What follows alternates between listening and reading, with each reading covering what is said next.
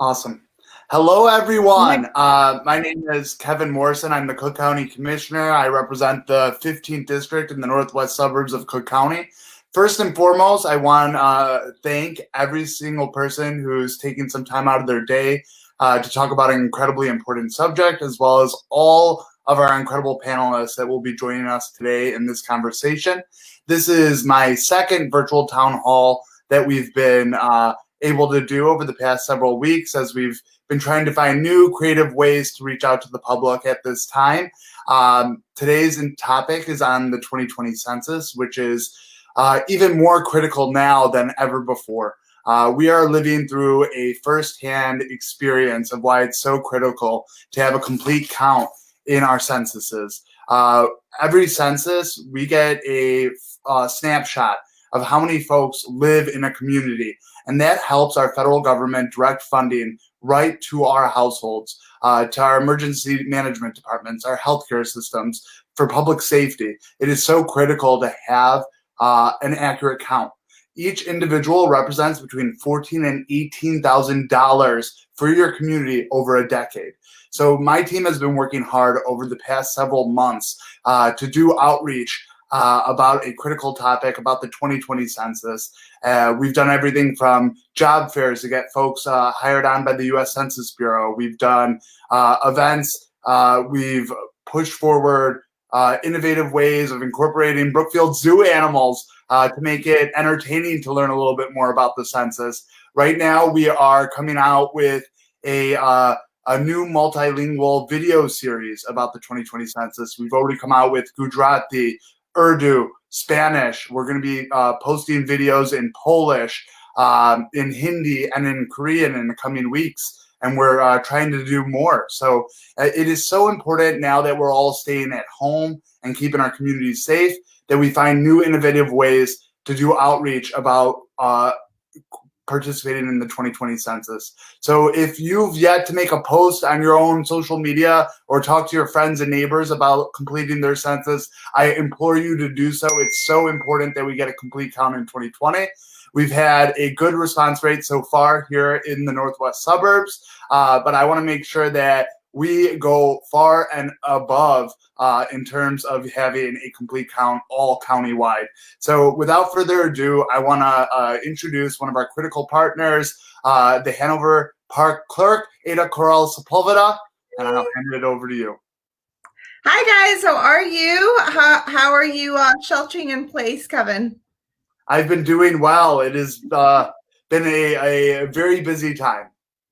All right, I am sharing this with all of my Facebook friends now to join us. And I want to give you guys some good news. I'm going to try to see if we can share our screen. So the Village of Hanover Park has been really engaged in a census outreach effort actually for quite some time, for about 2 years now. We started in 2018, and we started to really be proactive and engaging with some of our partners.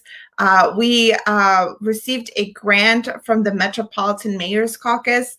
I'm part of the Diversity Task Force, and so I'm really pleased that we were really active since 2018 and really engaging several of the municipalities on how they can start thinking about their outreach. So the outreach that we're doing to hard to count populations is really something that you want to make sure that has a good foundation, right? That you're doing work with the community at the grassroots level. And so we've built some foundation there, and we're trying to build upon it. And it's pretty exciting because what I'm hoping is that the level of outreach that we've done for the census is something that we can continue for other things. And what I'll show you guys is how we've actually also taken advantage of some of that foundation and used it to do some COVID-19 outreach to our residents as well. So first things first. All right, let's see if I can share my screen with you guys. If not, I know Justin is going to do some support. Justin, are we? We're working on the back end of this shared video, so hopefully we'll be able to get some information put forward. Okay. I don't think it's working on my end. So Justin, if you want to go ahead and share that link that I sent you, There we go. the hard to count. Let's do that. Got Okay. it up now. Yeah, this is Hanover Park. So this is a really cool tool that is available online. This is a live feed of our census count. And the website, if you guys want to be data nerds, is Census Hard to Count Maps 2020.us. And you just put in at the very top, you see where it says search by. And you put in city locality and you plug in Hanover Park and you can see what's happening in Hanover Park. And so this is where we are. This is our community count. And we are currently at 68.9% as of May 7th. So this is data that is being fed every day. We're looking at what is happening in Hanover Park. So we've been monitoring this. And what we're trying to do is, you see that number, 73.5%. That was our 2020 final self-response. And we want to make sure that we not only meet that 2010 self-response rate, but we exceed that self-response rate. So that is incredibly important. You'll see here, I know we've been looking at curves and whatnot and charts, but here, this is how we've progressed. And we've done some really good progress in increasing our response numbers. So I'm quite pleased by that. But, we want to make sure that we continue to stress how important it is for our residents to respond to the census. The census is a tool that is widely used for a variety of planning reasons at the municipal level, at the county level, as you well know, and not only for government purposes, but also, for the workforce planning. When you have a sense of what your community looks like, where people live, how long they're traveling, for example, to go to work, how long had your commute been previously? That kind of information is incredibly important to help employers have an understanding of what their workforce looks like and what they're going through. And as we start creating policies, as we start creating job creation is very dependent upon a lot of this information. The schools as well really rely on information to do their future planning. It's very, very important that we consider the under 5-year-old population. That was really mind-boggling to me, as a parent, like, of course, how am I going to forget my kid? But it happens quite often that people forget to put in their children. So the undercount of children under 5 is really high, that we've seen that historically. So we want to stress upon parents how important. So I have a 3-year-old, for example. I want to make sure that her school district is equipped and that they're ready for her, right? And so if you have a baby that was born on April 1st or before April 1st, then that baby should be counted because it's very important that we know on April 1st who lived where. So wherever you lived on April 1st, that is where you should be submitting your self-response. It's available online via the phone, and it's also available via the mail. The census did send out some mailers back in mid-April. So you also have the ability to send it via mail, but there's several languages available via the phone, and there's several languages, about 59 languages available online as well. So want to really encourage you guys to fill it out. It is safe, it is secure, and it is significant. So we talked already about why it's significant. Let's talk a little bit about why and we talked about why it's simple, right? And safe and secure. the information that you provide individually does not go anywhere. It is by federal law protected, and anyone that discloses that information faces very strong repercussions for doing so. So it is something that you can trust. We don't have access to that information at municipal government. You at the county level don't have access to that information. We don't know who exactly at this address filled out what. None of that information goes out to any government agencies, even at the federal government. So that information is protected and shared. And so what we get is these glimpses of census tracts. So if you go back to that page, Justin, you can see different census tracts. If you zoom in, and you can kind of see how so these are our census tracts, right? They're kind of an even smaller unit of how it's divided. You can see how some Hanover Park has census tracts that are part of, there we go.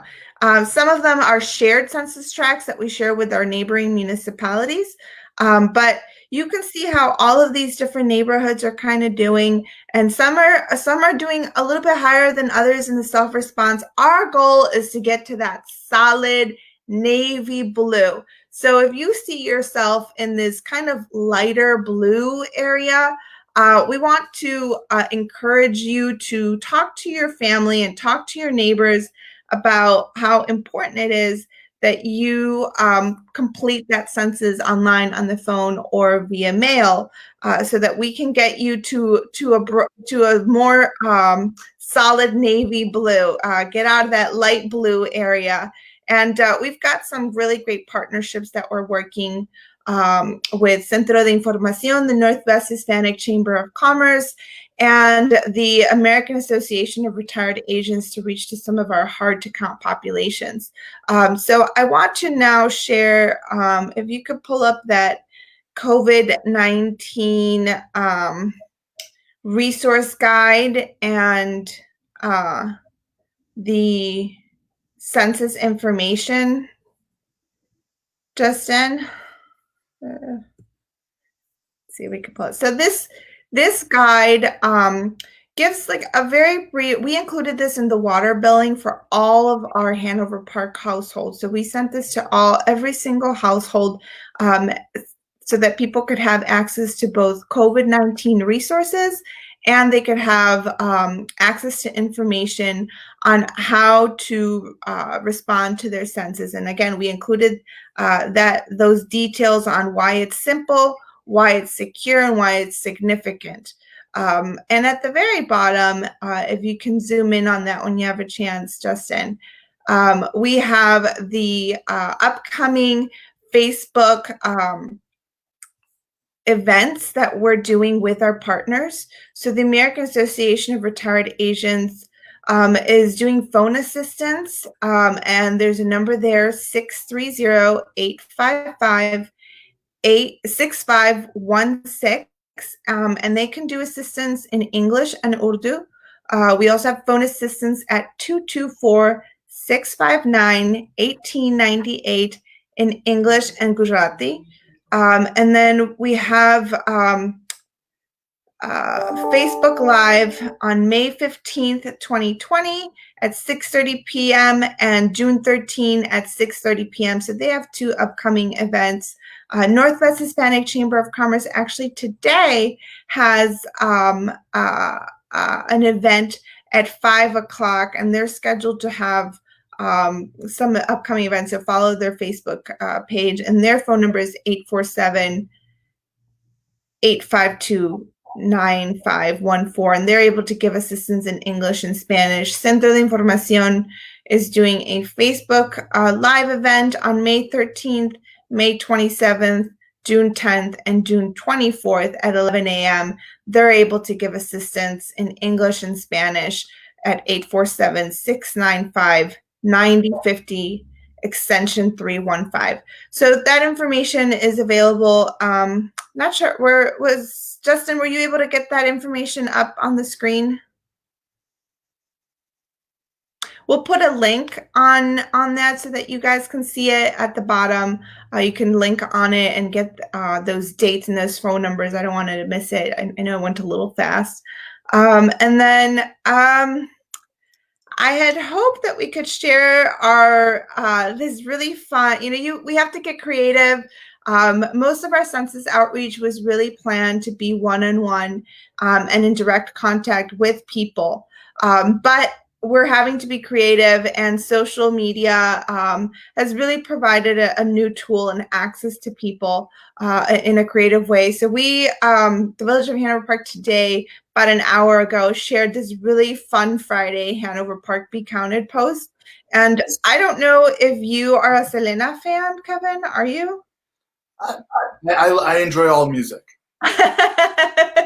So Selena is one of my favorite singers, and I was really excited when I saw this fun campaign, and it says anything for Salinas, getting counted in Census 2020. And so if you've seen the Selena movie, you'll remember that scene where Selena's bus breaks down and she's helped out by these young guys, and they're like big fans, and they're like, we're going to do anything for Selena. And we want you to, if you're a Selena fan, Selena wants you to be counted. It's been stated, and that's what we're going with. We want to encourage you to really share that Facebook post of today, and there's another fun one coming up soon. So please help us get the word out on what is going on in Hanover Park and what is going on really around the region, because it helps all of us. Now we have an amazing partner that you're going to introduce to help us with another hard-to-count community. Jason Eccles is with Age Options, so I'm really excited to hear what he's doing with his organization. Okay, hello, how are you guys? Hey, Jason. Hello. Well, I love Selena too. So now that she said it, I was on the fence about the census, but now I'm all in. So I love it. Thank you all so much for having me today. So I'm Jason from Age Options. We're the Suburban Cook County Area Agency on Aging. So that means that we serve older adults and people with disabilities. And to add to what Commissioner Morrison was saying about what the census impacts in communities, anything and everything we do is impacted by the census. Particularly one of the core parts of what we do is programs through the Older Americans Act. And it's determined how money is spread for the Older Americans Act by responses to the census. And Ada, I think that you were mentioning 0 to 5 as well, and I would throw our spin on it. One is that we talk about the census as a count of every living person in the United States, regardless of age, right, and regardless of immigration status, et cetera. It's every living person. But also we work with, sometimes we call it grandparents raising grandchildren or kinship care. And sometimes in households where an older adult is taking care of a younger child, there might be some hesitancy in parental rights or things that kind of get in the way of wanting to count that child. But, our message is, no, they still need to be counted, and it's just trying to count everyone who's living under your household. So for grandparents raising grandchildren or other older adults raising children, it's still an important message to share. I think we were going to say a little bit about how our outreach has changed during COVID-19. I think particularly because older adults are very vulnerable to the disease. They were one of the first groups to we had to cancel all of our in-person events and all of those things. So particularly during this time, our partners that we're working with are doing a lot of well-being checks. So calling older adults, checking in on them, making sure they have what they need. And in that, adding a census message. So saying, this is something easy you can do. I know you mentioned the census phone number before, and we mentioned that too, and really encourage that, because sometimes people don't want to go online or don't have easy access to it, 844-330-2020 is what I actually used to complete my census. And it was really simple, really easy, and actually really nice to talk to somebody. I'm a talker, so I love talking. I don't know if they loved it, but I did. I had a good time. But it's just nice to talk to people and ask questions about it or things like that. One of the questions people have about the census, too, is, you know, if you maybe are retired and you spend half your time in Illinois and half your time elsewhere where it's warmer or what have you, you know, how do you complete your census? Well, calling the number is a great way. You can ask the census and talk that through with somebody. But the shorthand answer to it is what they're looking for is where people are living most of the year. So if you're living 7 months in Illinois and 5 months in another state or location, where you spend most of your time is in Illinois. Count from that area. If it is literally 6 months, I think you could have a choice. Illinois, and you know, so thank you. So you know, but that is something, a question we get a lot of times from people. And the other thing that I think we get from folks is sometimes people are caregivers for an older adult, and I think that is a great role to help them complete the census. Family members can help each other complete the census. Perfectly fine to do, and actually a really great thing to make sure your loved ones are counted. But sometimes you might have an older adult or someone that you care for who lives in a long-term care facility. And a lot of long-term care facilities are considered group quarters, and they're counted that way. But what we found is that there's sometimes just the way that life happens. And that's one beautiful thing about working in census. You just find out that life is a really beautiful kaleidoscope of different experiences and different things. But sometimes long-term care facilities, people are receiving their own mail, and so they're getting an invitation to the census. The message there is you can fill out the census. If you don't think you've been counted for whatever reason, you can do it again. And that's always something, if you're ever considering, I might not have been counted, I'm not sure if I was, or what have you, it's okay. The message we've gotten from the Census Bureau is that they have ways to take out the duplicate on the back end. And so, there's no double dipping, double counting, right?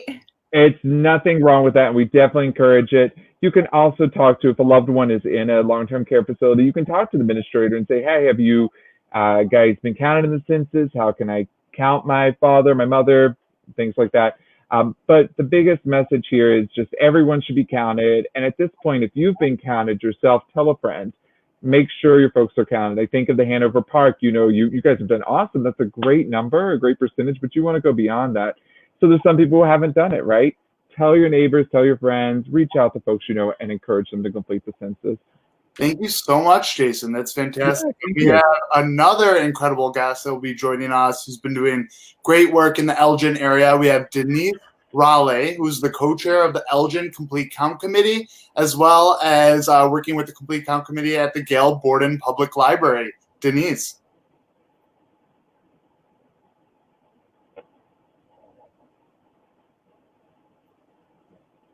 And as we're getting Denise up, after Denise speaks, we'll start getting to some of the questions that have been submitted. Hello, Denise. Welcome. Hey.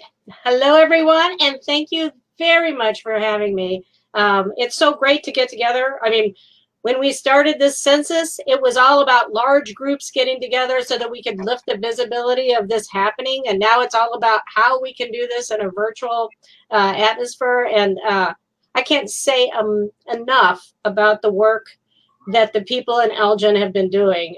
We have a fantastic committee, and we have committee members who show up for all the meetings, and we have a lot of virtual meetings now.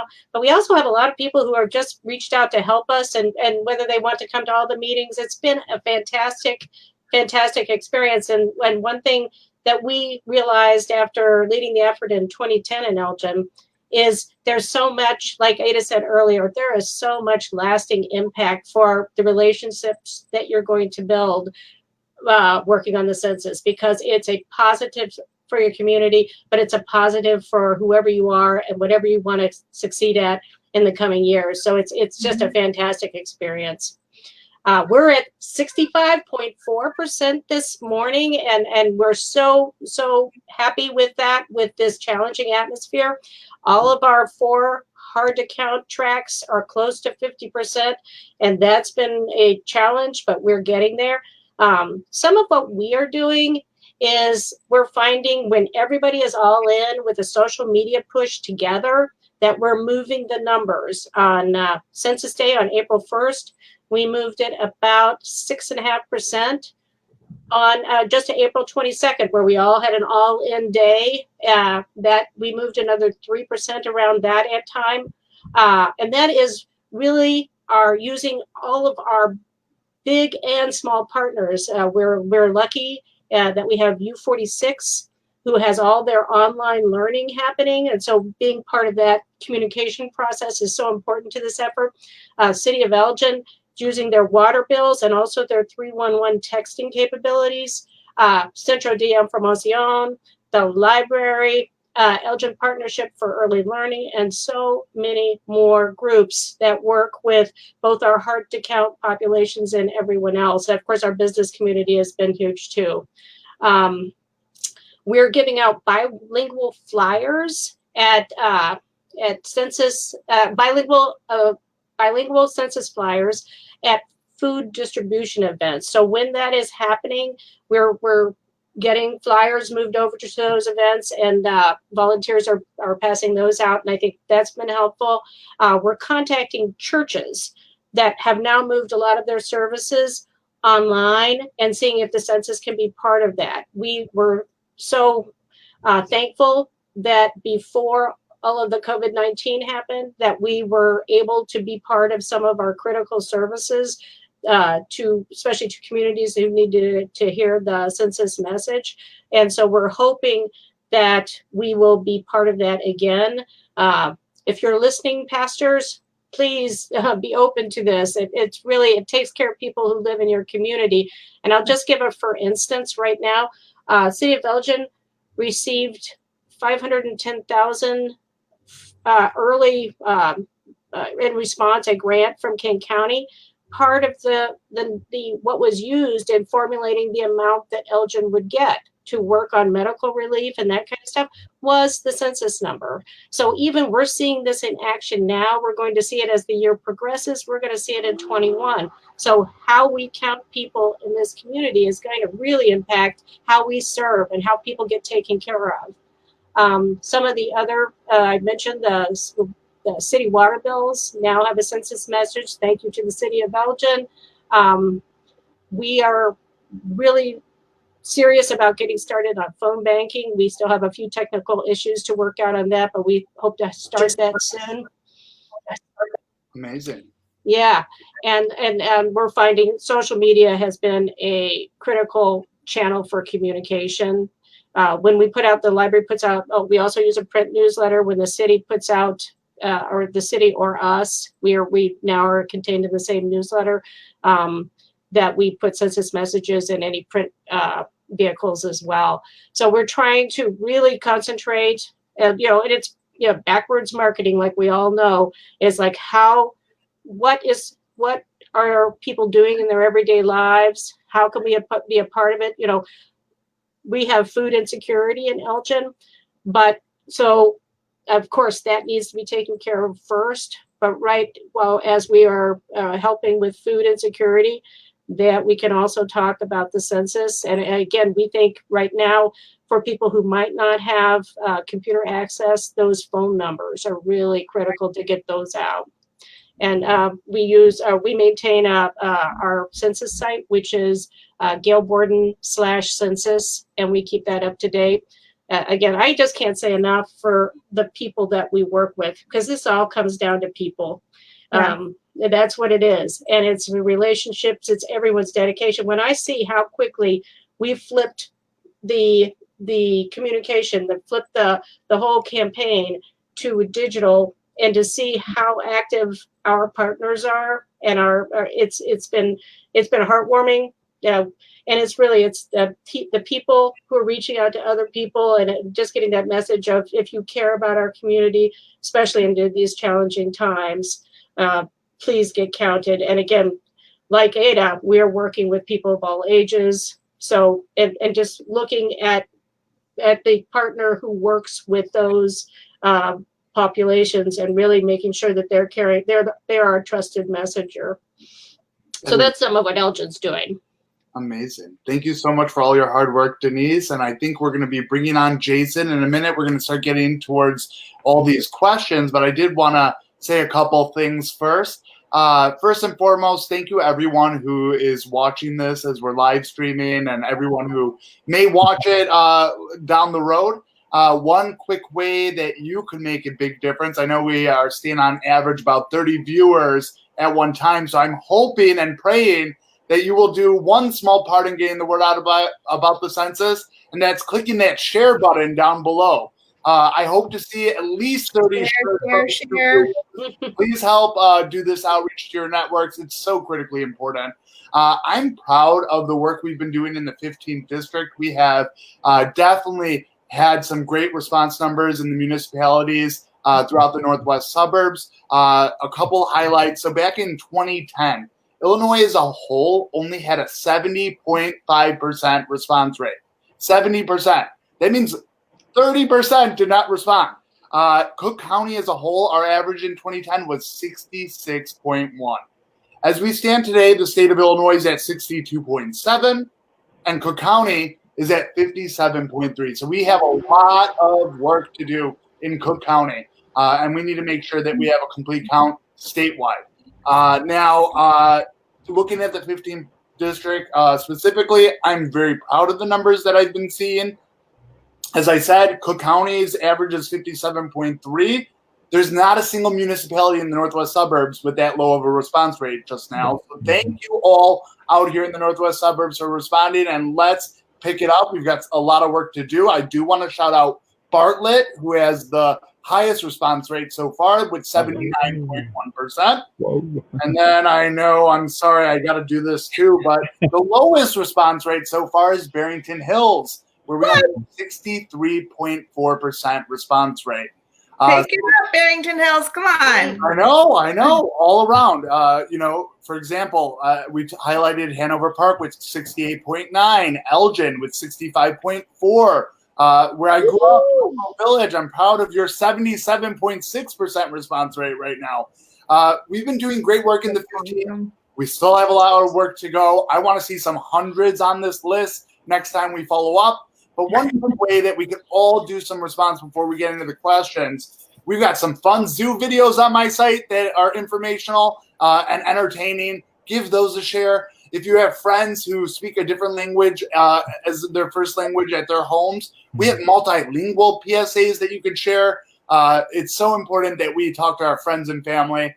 And so now we're going to get to question one that we got from those of you watching. And remember, you could post your questions in the comments. We'll see them and we'll get them addressed. So for question one, which one was this? Let's see. If you was on the postcard, can you still participate? Which one of my fantastic panelists want to take that question on? Or repeat the question. So the question is, if you lost your PIN that was on the postcard, can you still participate? Yes. So you don't need that PIN number. You're okay. No worries. You can go to the website and you can put in your address and then start taking. And again, if someone else in your house, for example, already was proactive and somehow didn't manage to tell you about it and did it, we do have, there is a process for the census to verify. And so when you go to the my2020census.gov website, you can put in just your address. You don't have to put your PIN number. It helps. But if you don't have your PIN number, it's totally cool. No worries. You can put in your address and you will be given access to that. The census has sent out several pieces via mail, postcards, letters, the letter. I actually haven't taken it myself yet on purpose. On purpose, because I want to see, I'm collecting all of the mailers and I want to be able to show people like, okay, this is what they look like. So I have a plan coming up. But I did go on the website and I kind of got a feel for what you can do on the website versus the paper version. If you have a larger household, for example, the online website is probably a little bit of a better option for you, because the paper gives you really only so much room, right? So if you have a larger family, which I grew up in a multi-generational family where I always lived with my parents and my uncle and his wife. That was, I didn't live on my own with just my son until I don't know, I was well into my 30s, probably early 30s. Well, I'm 35 now, but late 20s, early 30s. But I've always just, been with family, whether it's a cousin or we really live with family. That's just part of my culture. I'm a Latina, and we like to be with family and take care of family. We'll never leave family behind. And they all count.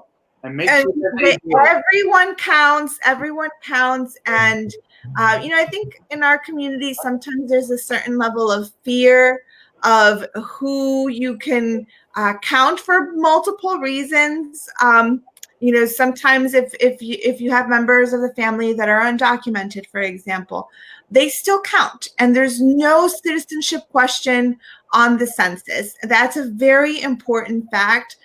To emphasize that if you are someone with a mixed status family, or the family as a whole is undocumented, citizenship status does not matter, and you still count as a resident of Hanover Park, of Elgin, anywhere in the 15th District, Cook County, Illinois, or the United States of America. Everywhere you count in the census. And everyone represents $14,000 to $18,000 in federal funding over a decade. Yes, we need that money right here in our community to represent and get resources to you and your family. Now, mycensus2020.gov, if you go to that website, I believe there's a link if you do not have your census PIN that says, if you do not have a census ID, click here. So there's a simple way that you can go if you don't have your PIN to get that answered. I'm going to skip to question 3 because we already started talking about that, so we'll continue on that. Question 3 from Laura was, how do I know if the information I'm submitting is safe? And that is an incredibly important question. Who would like to take that one up? Well, I could answer that. Thank you, Laura, for asking that question. Again, we have had the census. People who work for the census are tremendous people, but they've come out and given us a talk a number of times about the oath they take to keep the data safe, and that it's aggregate data that gets turned over. It's what it looks like in a census tract. It's not a different kind of data that goes to the federal government. And there's a huge fine if there would ever be a breach of the census. So the census has been a separate part of the government. This is from 1790, and it's a safe and secure data that gets provided, and there would be huge ramifications for anyone who would ever breach that. So that's an important message to get to everyone in our community. And thanks for the question, Laura.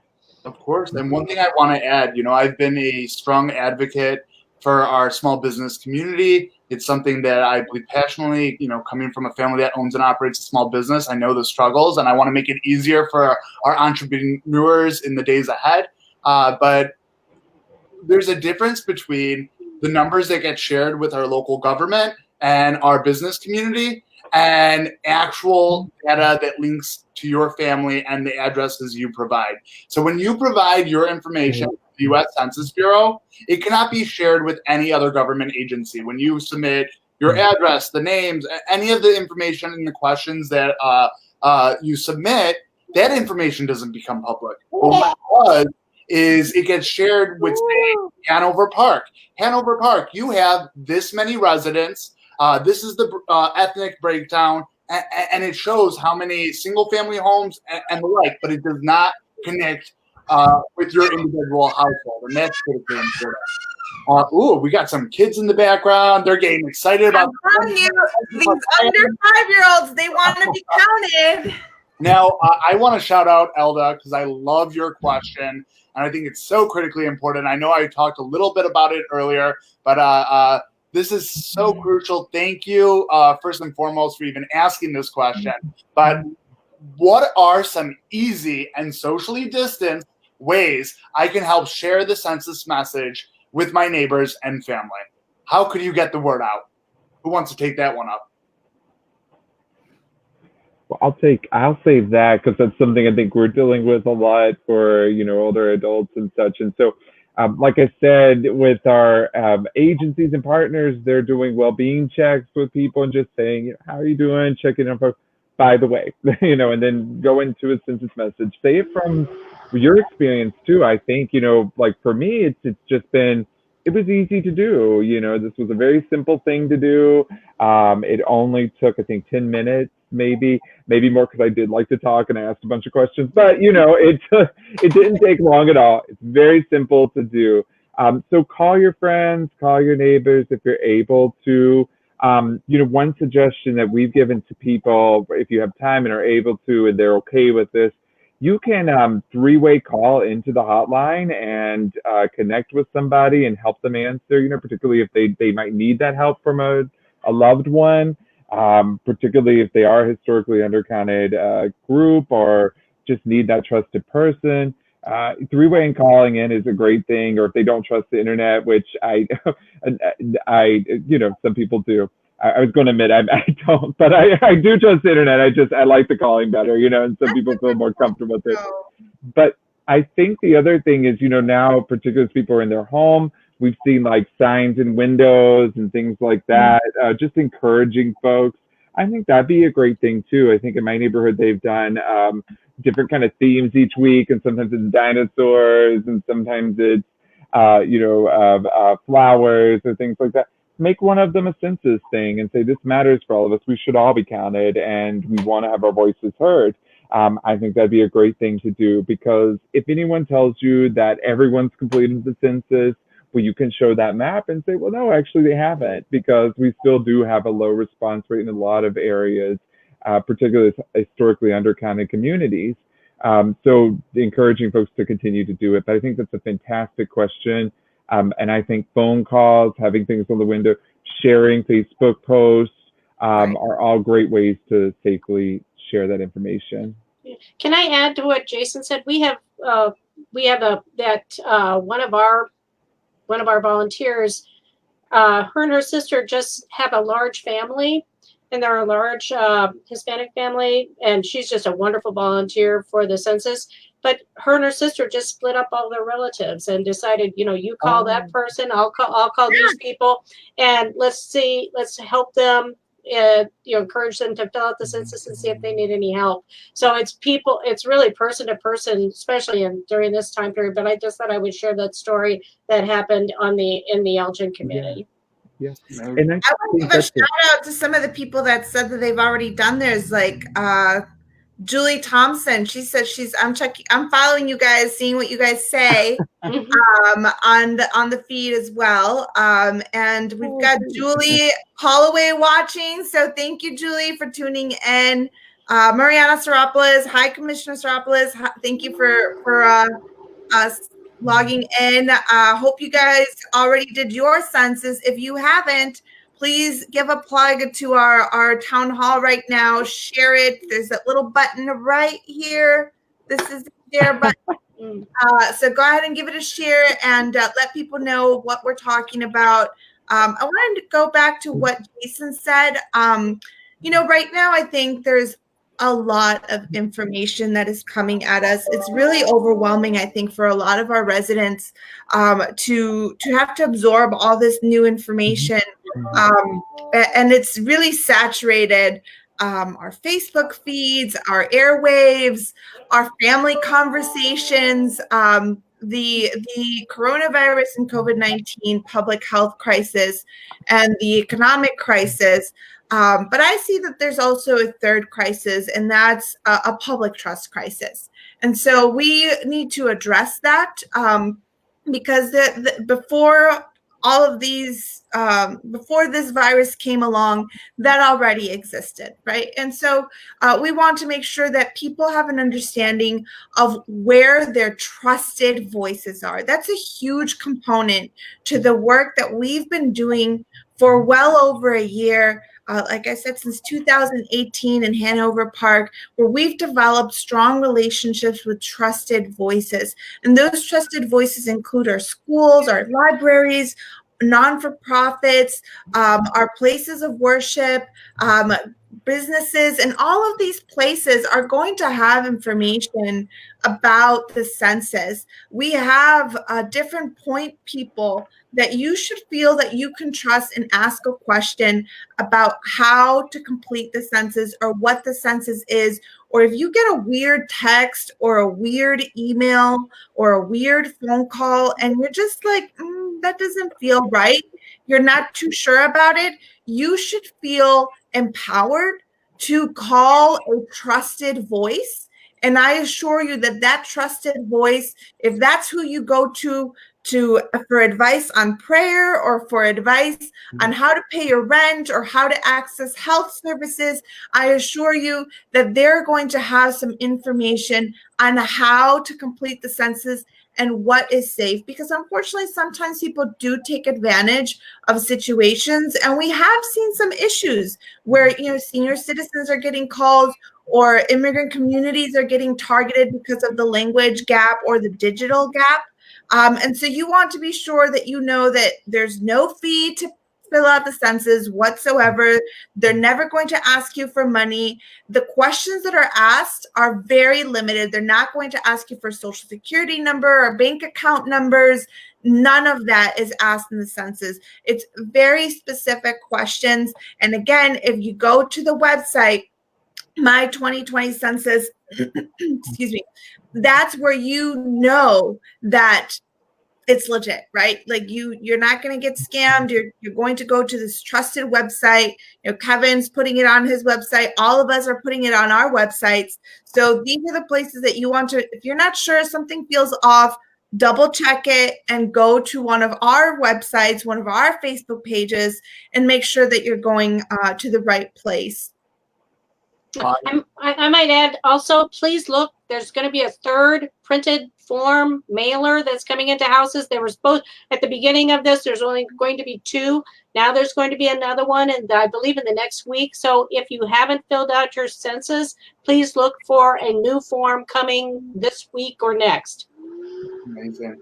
Well, as we're, I'm going to give you all a final moment to say a last message, but I just want to thank everyone who took time today for taking part in this important conversation about the 2020 U.S. Census. I want to thank everyone who took part in this panel. I know today we've talked about how this information is safe, but there are so many myths out there of that really deter individuals from completing their 2020 census. And any way that you could share with your networks, helping clear up and get accurate information to your neighbors and friends, that's what's going to tear apart these myths and ensure that more people feel comfortable and complete the 2020 census. Because from local community groups, government, small business groups, we need a complete count, and we need to make sure that federal funding, which comes out of our tax dollars anyway, gets directed right back to our communities, because those folks live right here in our very own communities, and that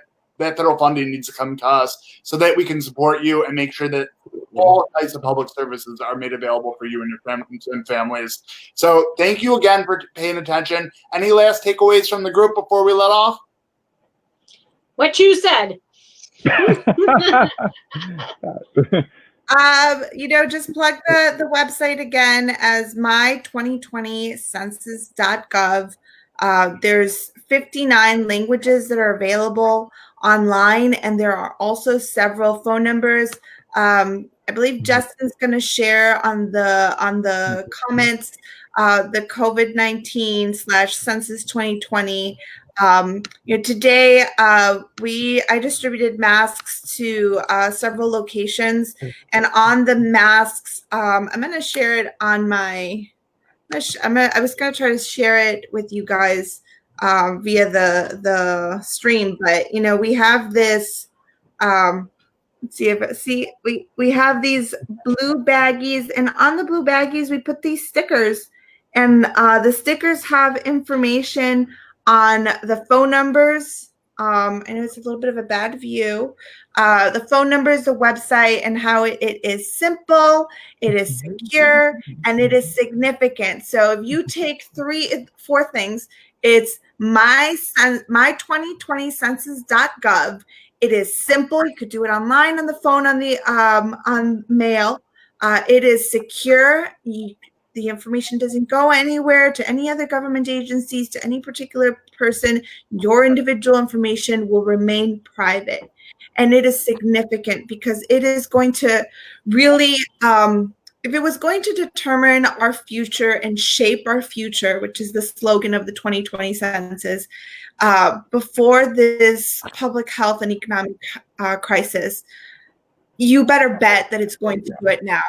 Municipalities like Hanover Park right now, we are not getting any support for now from the federal government in dealing with these crises. And any funding that comes our way in the future, we're counting on our legislators to really keep that in mind. Any funding that comes our way is going to be based on the census. Any funding that comes our way for schools, that comes our way for better roads from the federal government, the state, the county, all of these funds are determined by population numbers. So when you don't count in Hanover Park, in Elgin, in the district, in your state, that is money that you're letting go. It's money that you're just throwing away into the wind and you're not bringing home. And we need it. We need it to build our roads. We need to build our schools, to build our hospitals, to build our community and be strong and be present. Don't let yourself not be counted, because it is incredibly important that we are present in our future today. So go to the website. Incredible. Well, this is amazing. And thank you all. Jason, do you want to share a couple last words? Oh, I think that was it. Well, to scams and things like that, they're out there, but another reason to take the census today so that you've completed it. And if you get a call, email, or something fishy, that doesn't happen, hey, I completed the census. This is a scam. But thank you so much for having us on today. Thank you all so very much. If anyone posts any questions after this conversation is complete, my team will make sure and get you answers. So continue leaving questions in the comments and we'll get those answered as soon as possible. I'm wishing everyone well. Hopefully you and your families are staying safe and healthy. And thank you for taking the time today. Thank you to this incredible panel. You guys rock. Yeah. Thank you. Thank you so much. Thank you.